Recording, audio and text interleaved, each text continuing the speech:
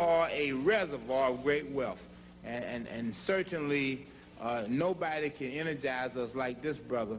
And as we greet him tonight, we just want to give him a round welcome applause and let him know how much we love him as a brother who has stayed true to the course. That's Dr. Amos Wilson. Let's give it up for Dr. Amos Wilson. Thank you. Thank you. Thank you. Thank you very much. Thank you kindly.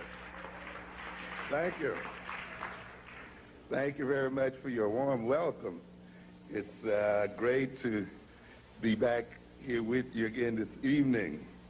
It's been a while, and I always appreciate coming and being with you. And, of course, appreciate your support. And I know each time I've been here, I've promised you about our next publication, but it's definitely on the way. All right. We are definitely now expecting to be out in November. And, of course, each time I talk with you, the book gets larger. At last count, Brother Sababu, my co-partner there, told me we were around about 800 pages. So we're going to try to split it up for you, maybe 4 and 4. To give you some good wintertime reading. But then, in a way, it's when we recognize that we are as complicated as any other people. And one of the things sometimes we underestimate the degree to which we must address ourselves as a people. And too often we have people who think that our issues and the things that we have to deal with can be described in 25 words or less. And so there are people who think that we are small people and small-minded people, so they don't have to write sometimes some sizable material. If other nations and other people require libraries to deal with their issues, so do we. And the interesting thing about the upcoming book is that with that 800 pages, it's basically a survey looking at various areas of life. If you recall, we've titled it Blueprint. And we are essentially then trying to lay out a blueprint, a prescriptive book. Now we are coming into more and more into prescriptive type of writing, laying out very practical kinds of steps and very practical methods for achieving what it is we must achieve as African people. This means we have to cover a lot of territory. We are covering psychology, we are covering, of course, history, sociology, a great deal of political science, a great deal of economics and related fields, anthropology and so forth, because all of these have to be combined in the process of nation building. And this is what we really have to be about, is the process of building a nation as a people. If you're not thinking in terms of nationhood, then I must say, frankly, you're not thinking seriously of being liberated. All right. Trying to integrate and merge with our enemies is not going to solve our problem. And it's not going to happen, as a matter of fact. It is a fantasy that has kept us from taking care of business for far too long. The idea that we're going to one day be one with these people.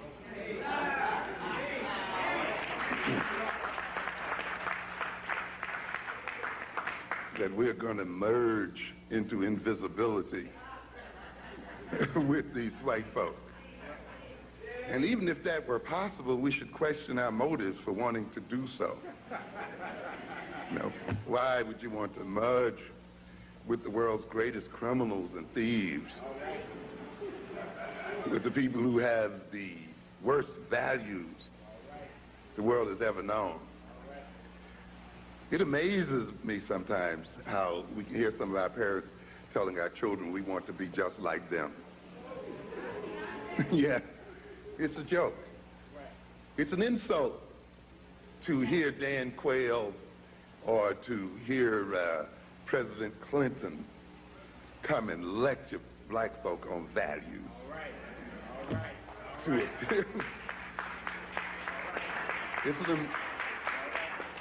How dare we let these people into our churches to try to lecture us on values? Mm-hmm. It's an amazing situation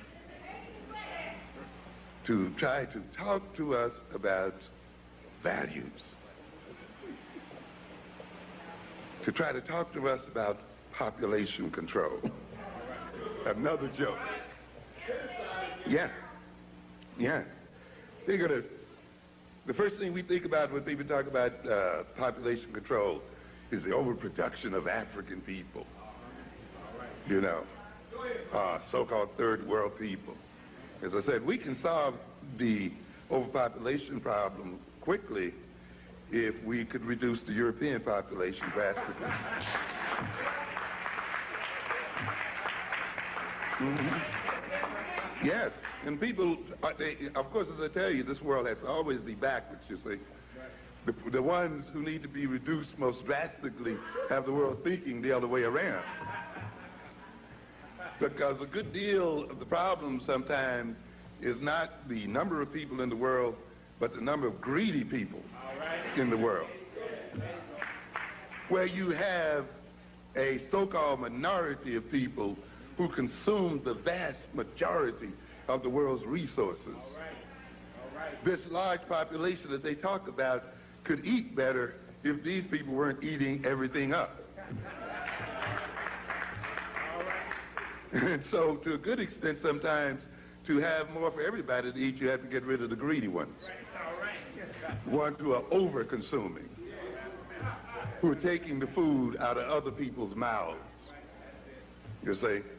But here you have the people who rob you and take everything you got and then say, you don't have enough to support yourself. You know. And this is the kind of joke that we got going at here. And we're going to come back to this issue of values. But we're going to talk a little bit about African-centered consciousness, personality, and culture as instruments of power. Because ultimately, this is what this whole struggle is about. Power. Not loving one another and all those things we hear. Power. And to a great extent, the problems that we are confronted with today as African people and African people in America flows from our powerlessness or our inappropriate use of power. We've been made to even talk about it. We've been made to think that power is sinful and that to pursue it is a sinful pursuit. And that it's wrong. But you cannot exist without power. Without power, there is no life. A battery without power is dead. You need power to act, to behave in the world, to deal with the world. And consequently, then, we must interpret what we are about in terms of power. And we have the power, ladies and gentlemen. We have the possibilities. We just need to reorganize ourselves, reorganize our consciousness and our personality and our culture, and see them as instruments of power, and use them as instruments of power to transform our situation.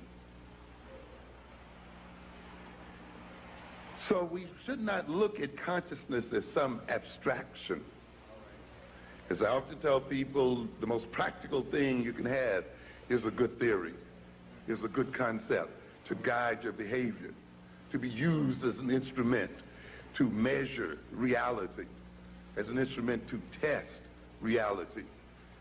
A good theory then organizes the world and organizes one's approach to the world. It permits one to be able to evaluate the world in terms of where one wants to go and in terms of what one wants to do. To be without fear then is to approach the world on an ad hoc basis, you know, just to meet it here and there, and to not approach it in a systematic form. To live reactionarily, always reacting to what other people are doing, always being overwhelmed by events and overwhelmed by the future, instead of creating events and creating the future and making the future. See, when one has then a good theory and a good concept, one is able to do that. Consciousness, without human consciousness, there is no world. It is the presence of human consciousness that brings meaning into the world. Without human beings in this world, conscious human beings in this world, in effect, there would not be a world. We bring the world into being through our consciousness. And through our consciousness, we create the world we live in. Out of the totality of reality, our consciousness cuts out a world that befits itself. In other words, the kind of world you exist in reflects the kind of consciousness that you have. And notice, if you change your consciousness or change your values and orientation, you enter into a different world. You interact with different people. People often that you didn't even know existed in the world. Social situations that you might not have even recognized until you entered into a new level of consciousness. You see people, say, for instance, who become addicted, say, to crack or something, and now enter into a whole world and enter into a whole social system that before they became addicted, they hardly noticed. They didn't know what it was all about. And they picked up new friends and new relations, whole new ways of acting, whole new purposes in life. They lost old friends, broke with old families, and all kinds of things. In other words, the consciousness, that addictive consciousness, brought into the world a new foreground and put other things into the background. Therefore, man's consciousness is a creative act. And the kind of consciousness you have will determine the kind of world you create. All right. And consequently, when you look at the world that we live in, African people, we must recognize to a great extent it is a world of our own creation. All right. It is a world that has been generated by the type of consciousness we've been permitted to be instilled in us as a people. All right. As I told you earlier today on the radio, we talk about the white man as having power. And I want you to recognize that power ultimately has to do with a relationship between people.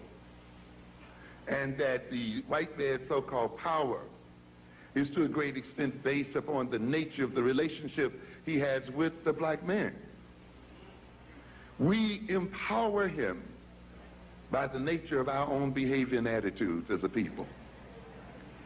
He cannot be, as I said earlier, what he is unless we are what we are. I'm telling you. To a good extent, the European is our creation. All right. Yes. Mm-hmm. If we look at our behavior, we will see that to a good extent it is our behavior, our values, our consciousness, the kind of personalities we've established in ourselves, our tastes, our desires and needs that maintains the European in this position. All right. We talk about the civil rights movement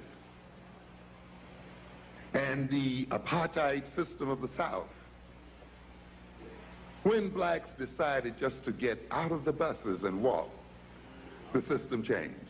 All right. Yeah.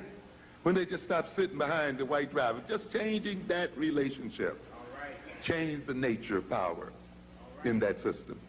When they decided then to walk side by side, when they decided to walk abreast and line themselves up, because they had not walked that way before, for the ends before, the relationship changed. When they kept their monies in their pockets, when they sat on those stools and blocked the other people from them, and changed the nature of the interactions between themselves and Europeans, the nature of the system changed. So therefore we have tremendous power. It depends upon how we align ourselves as a people and how we decide to relate to other people in the world, because they cannot have what they have unless we are who we are. And that is why we don't have to spend a great deal of time always appealing to them and analyzing them, because we can better appeal to our own sense of self and our own consciousness. And we waste a lot of time trying to transform them, when through transforming ourselves, they will be transformed automatically.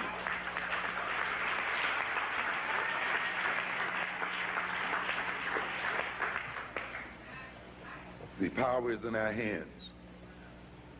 We are not destined to be the servants of white folk. That is not the destiny of black folk.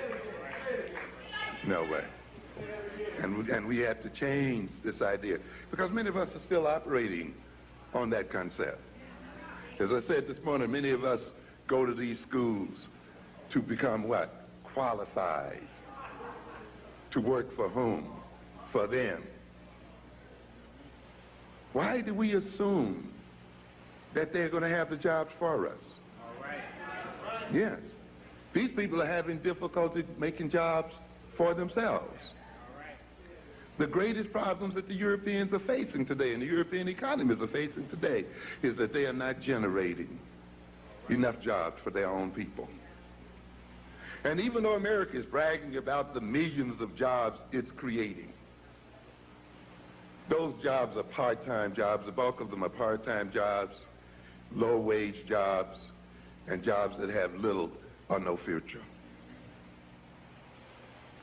So when people talk about creating jobs, you got to ask what kind of jobs are being created. That is why, of course, this system is not investing in black education. It no longer needs black people to maintain its employment structure. You see it bringing in people from outside of the nation to be employed. You see it even is hiring in the world itself, in other nations and other places. Already it has reached a point where its need for black males is pretty much saturated. And it literally then is warehousing us in the jails and prisons and provoking us to kill each other and to destroy each other out here in these streets. And yet we are still organizing the education of our children as if the white man still has jobs waiting for them in multitudes. How different our education would be if we sent our children to school to create jobs for themselves.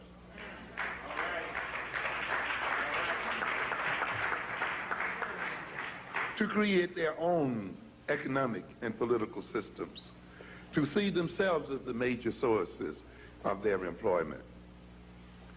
As I remarked earlier today while we were in the radio station, I heard something about some people out here protesting for jobs and pushing these other people for jobs.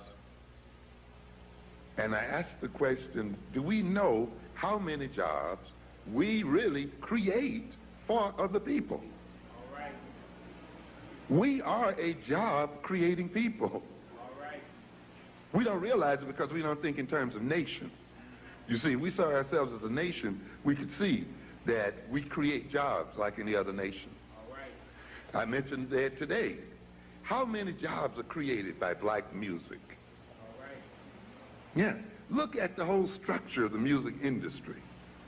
From promoters to manufacturers of the records and the tapes and what have you, to the whole entertainment field, to the sellers of music in the stores, you know what we say, the Tower Records and the other great sellers of records and music and so forth, advertising that uses our music and all these things. How many thousands of jobs are we creating as people?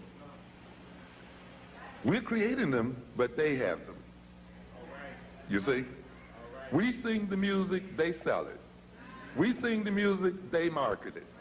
We sing the music, they promote it. You see? We sing the music, they produce great conglomerates like Sony, CBS Music, creating all kinds of jobs. We're creating tremendous jobs for a lot of people. How many jobs do we create just buying from Koreans? Buying from other ethnic groups out here?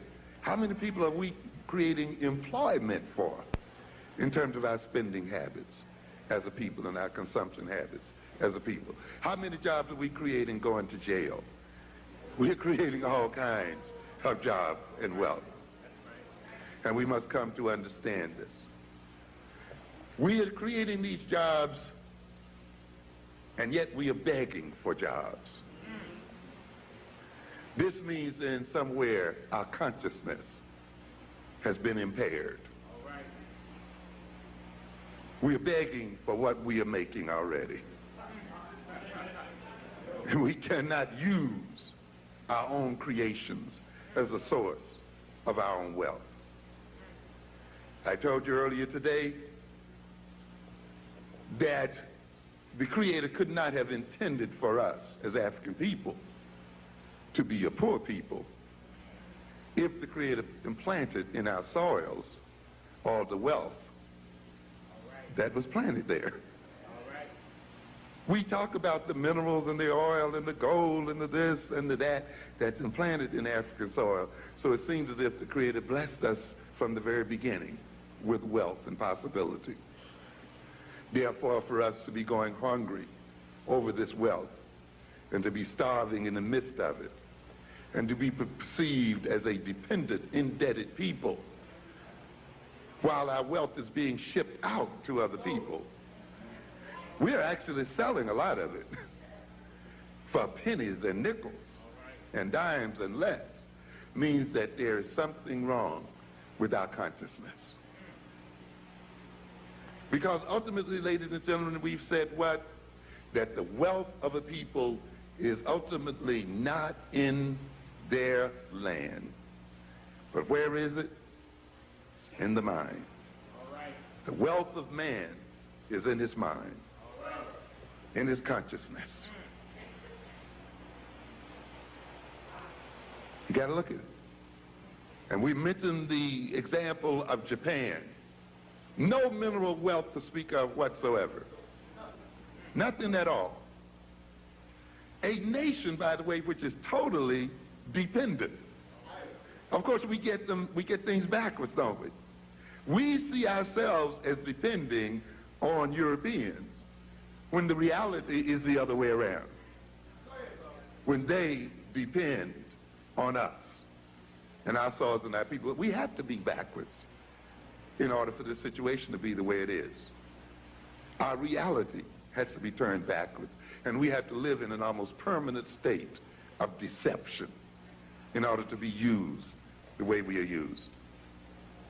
The Japanese must depend on others for their vital resources, their oil, their timber, all of these things that they use to create their technology and so forth is taken from the soils of other people and then sold back to them. And yet they are seen as rich and powerful. And the people whose wealth they take or buy are seen as poor and poverty-stricken. Ultimately, then, you cannot rob or take from wealth from a what? Poor people. You cannot get wealth from a poverty-stricken people who have nothing you can get nothing from. So if you're getting all your diamonds and your gold and your magnesium and all this other stuff, then from African people, then African people must be what? Wealthy and rich. And therefore, if African people are poverty-stricken with this material wealth, then it must be because our consciousness as a people is impoverished. And we are suffering then an impoverishment of our mentality. As we said before, if you have a good mind, you can con another joker out of his land. You can con him out of his diamonds and his gold. And this is what the other people have done. They have used their mind and their cleverness and taken from us what they did not have originally. And therefore, consciousness is not an abstract concept. It is not a theoretical concept.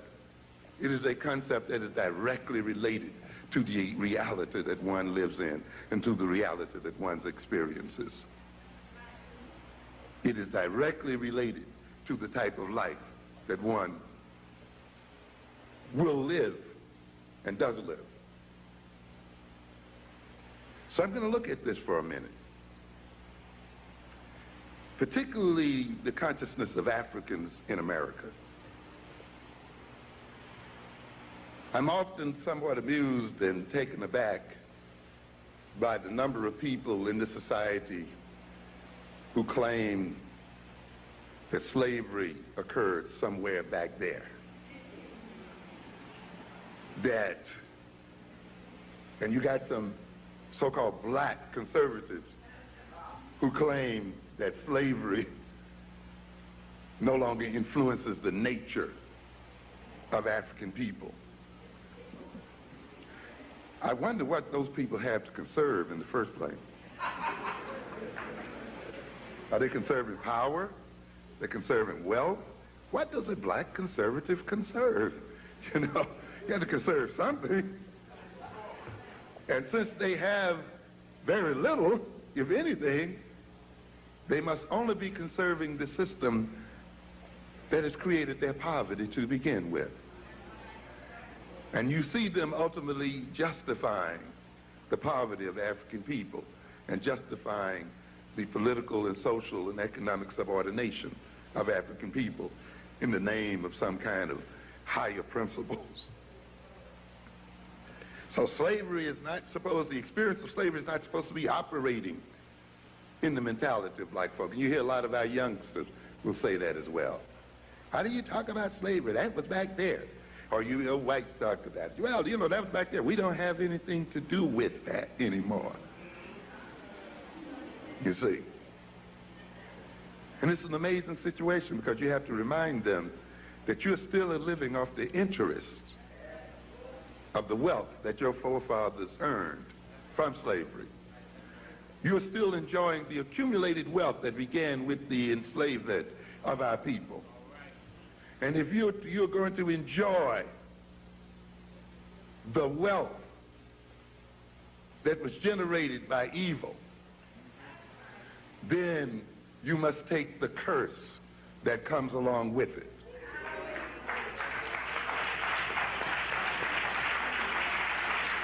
And therefore, even though you personally had nothing to do with it, but because you have received stolen goods, you must pay the price as well.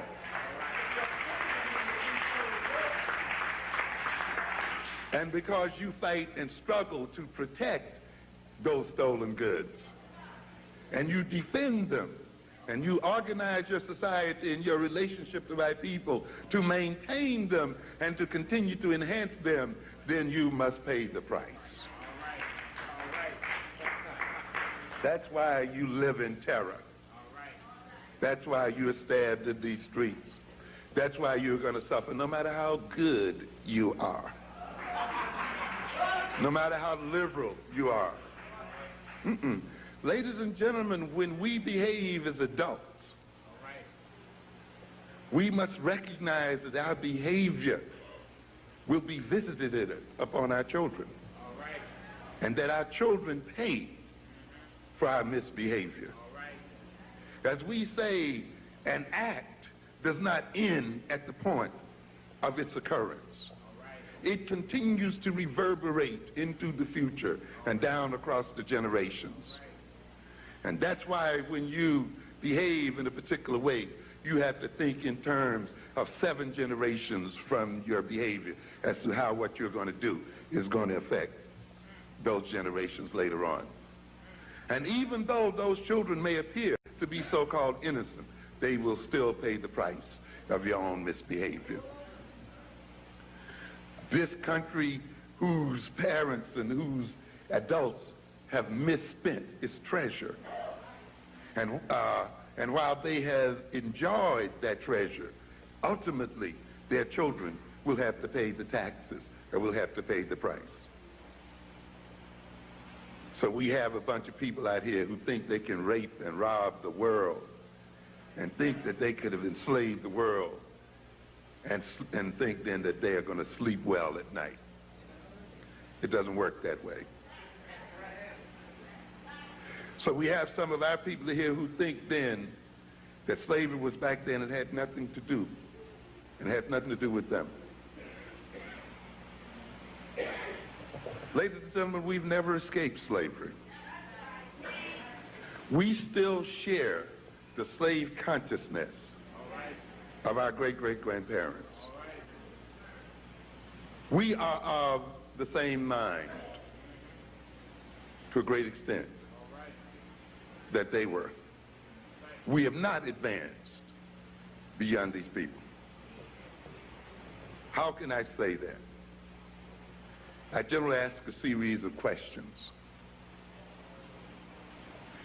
You say that slavery has nothing to do with you and slavery was back there. And I ask you the question then, what language do you speak?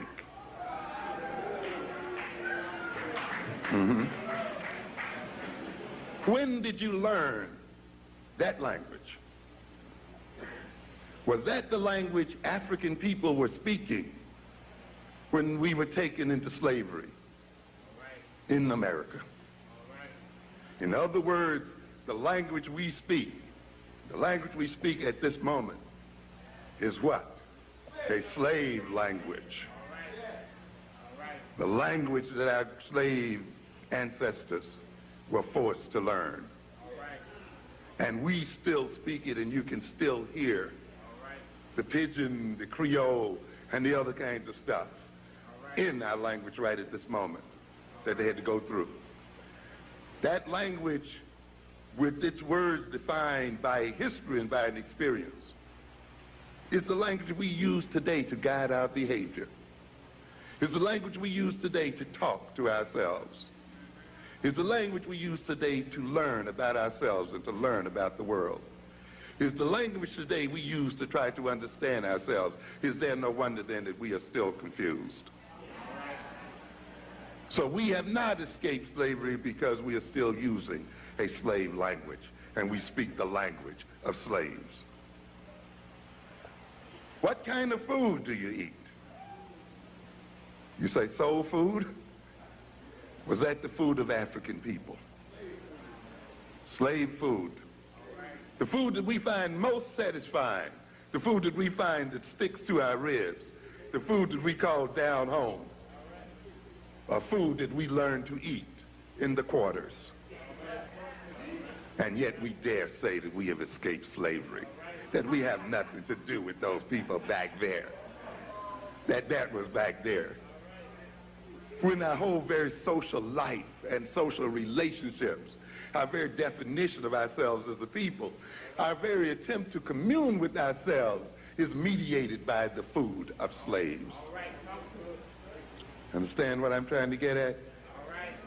And how can you say that you exist in a different consciousness from another people? What kind of uniforms are we wearing? Huh?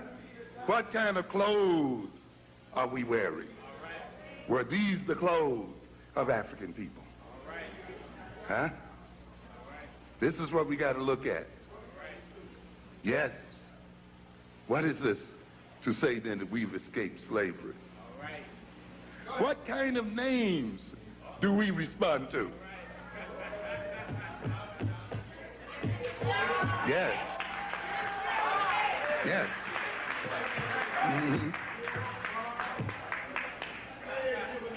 Tamikas and all these other things we got going out here. What kind of names do we identify with? Why is it that African names sound strange to us now as a people, and yet we dare say that we have a different consciousness from our great slave grandparents? How can we say that? We are still of the same consciousness, and we are still in the same position because we are still servants of the white man. And our reason for being in America is to serve white folk and to generate wealth for them. And there has been no change at all in terms of our relationship to these people.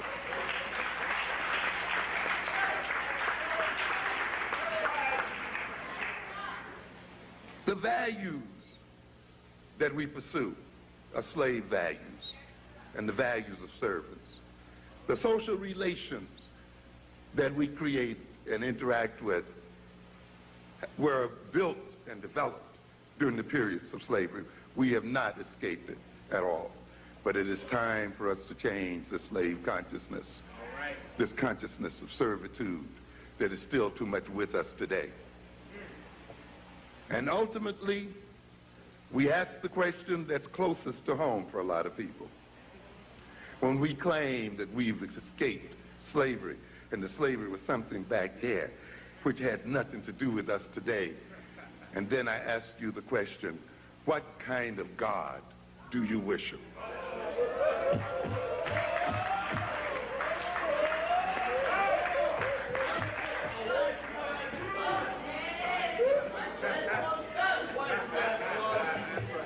What's the name of it?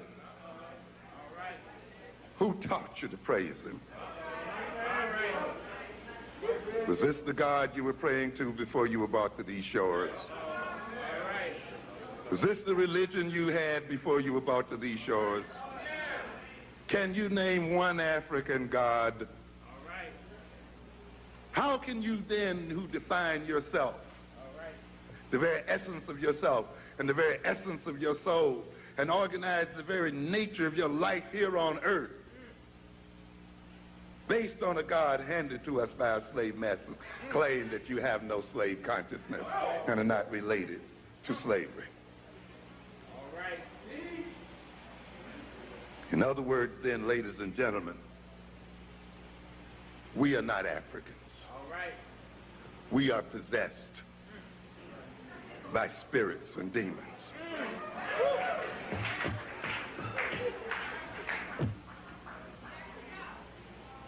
We have let another people's spirit take possession of our bodies and take possession of our minds. When we speak, it is not with our African voice. It is with the voice of that demonic presence that uses our lips to speak its own language. Yes. Yes, and we have to recognize this. We are possessed. And if we are to transform ourselves and to transform the nature of our relationship with those who are our masters, we must engage in an exorcism and clear the devils out of our minds.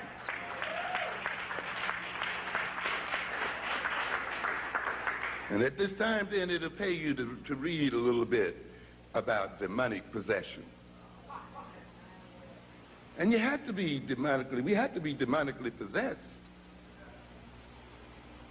Because if we talk about black-on-black violence, self-defeating behavior, self-destructive behavior,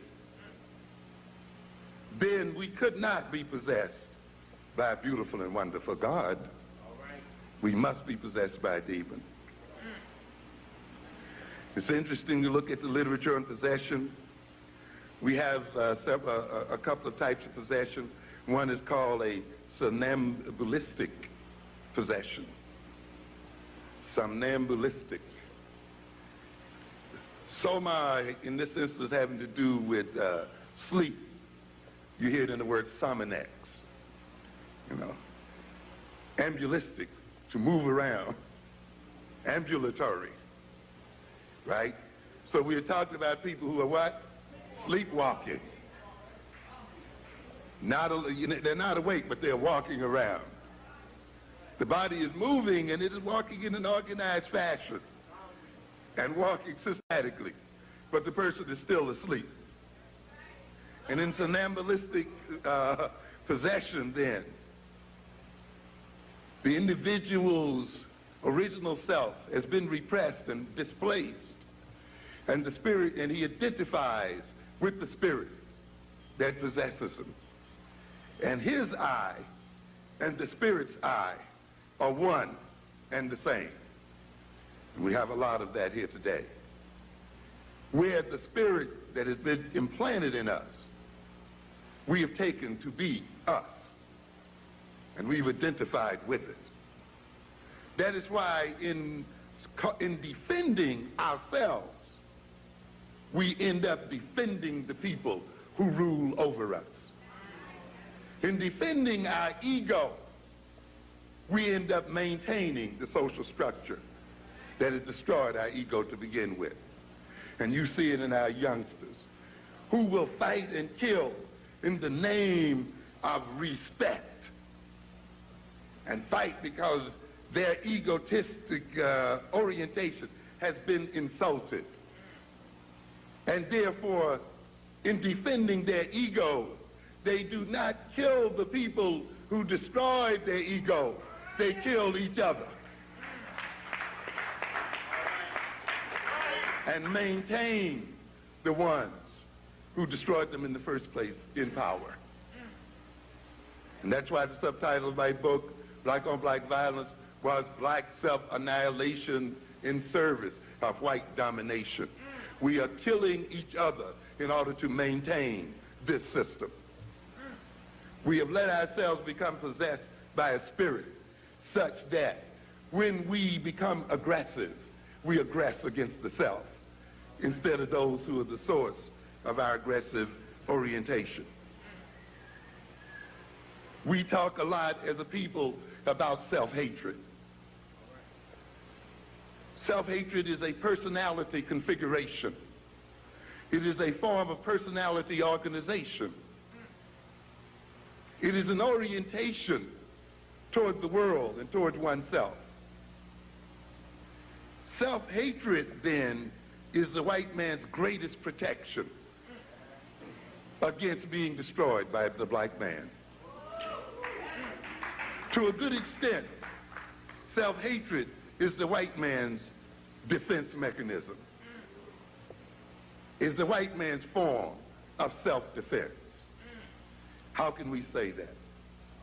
To a great extent, one function of the personality is to direct energy, to direct aggression, to channel aggression and energy and wishes and impulses in particular directions, to organize feelings, to organize energy to achieve certain ends.